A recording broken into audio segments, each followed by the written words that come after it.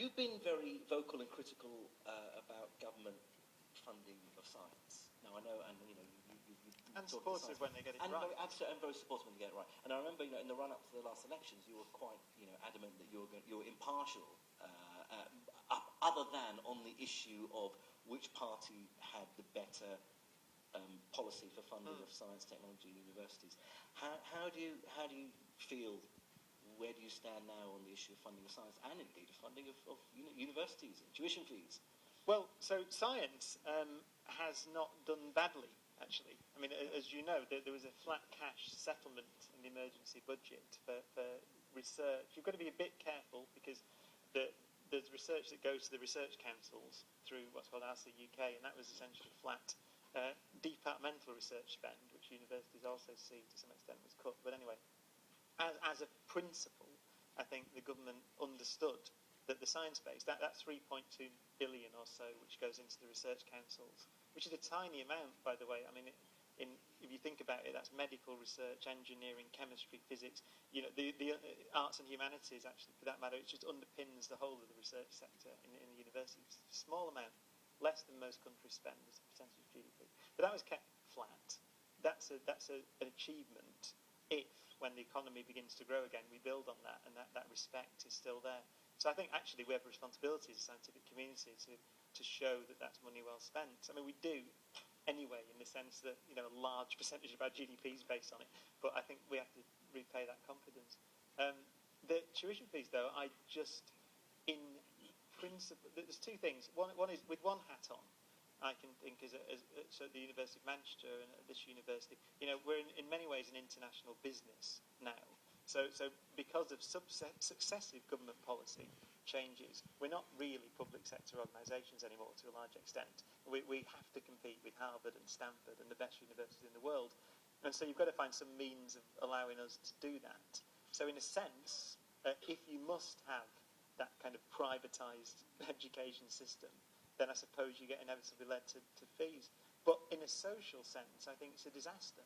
Because for me, there's two things. I mean, I often think there's an analogy with astronomy here, actually. I usually speak about this the other way around. I usually say universities are great because, number one, they take kids from their hometown.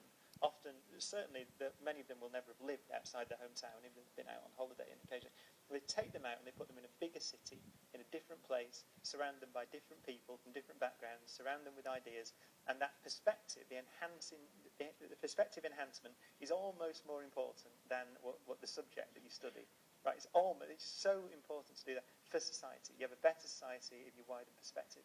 And astronomy does it, I think, globally, actually. One of Carl Sagan's great thoughts, he was passionate about this idea that if you take a planet, the whole population of a planet, and you lift their eyes up to the sky, they don't actually do astronomy. Often they go up and then they turn around and they look back at Earth. And he wrote very movingly about the pale blue dot image, which is the most distant image ever taken of our planet from 4 billion miles away, and said that it underscores our responsibility to deal more kindly with one another and to preserve and cherish the pale blue dot, the only home we've ever known. Beautiful writing, because it's perspective. Right? It's a perspective on a global scale. So universities perform that function. That's completely separate to business and the business of running an economy, and I think that's a social good. So that's why, although I see as a business why you would like to raise more money and compete, I think, if you do anything to spoil that perspective given to people, then you've made a mistake. And do you think subjects like science, or physics in particular in our case, will suffer because of this, or maybe benefit because students will think more seriously about what subjects to choose and which are more likely to give them careers? I mean, I guess no one can predict how it's going to change. That's the problem. I mean, no one can predict because it's not clear. I don't like big changes to something so fundamental to our economy and social well-being and society and Britain's place in the world as the university sector. It's central. It's part of the education system, an essential part of it. It's central. I don't like changes that are experiments. I don't think you should do experiments with such a cornerstone of our country. Right? It's better to model it first. And I've not seen any sensible modelling of what these changes will do. I mean, I noticed one thing the other day, actually, which is a bizarre consequence, in my view, is that because it's a tax, it's basically a graduate tax, right? which is not a bad idea in principle. In principle, if you're going to charge people, then don't charge them up front.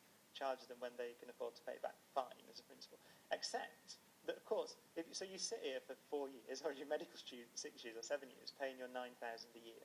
So you run up a debt of 40, 50, 60,000 pounds. Then if you get on the Channel Tunnel train and go to France and work there, you don't have to pay it back. So what it is, in some ways, it's like giving someone a cheque after they've got their degree for £40,000 and going, would you please emigrate? And you're doing that. You're doing that to graduates, right? The people that you spent all this money educating. So I'm not sure that's been understood, because I would think it's a lot of money, right? And so let's say you go to America as opposed to, as many do, or or France or Germany. I did my PhD in Germany actually, at a lab in Hamburg. If you go there and you start working, and then what happens is the consequence of coming back to Britain is that you suddenly have to pay back £40,000. You might think quite seriously about not coming back. Yeah. So I don't know it's not been thought through, has it? No, it hasn't. Really, that's my view. Damn. So, don't do that. I've probably put an idea in loads of people's heads now. Yeah, that's right. Yeah. But it hadn't occurred to anyone to emigrate until now. But it is it may be an unfortunate consequence, mightn't it? Because it's such a large amount of money. Absolutely. Now, so you're in between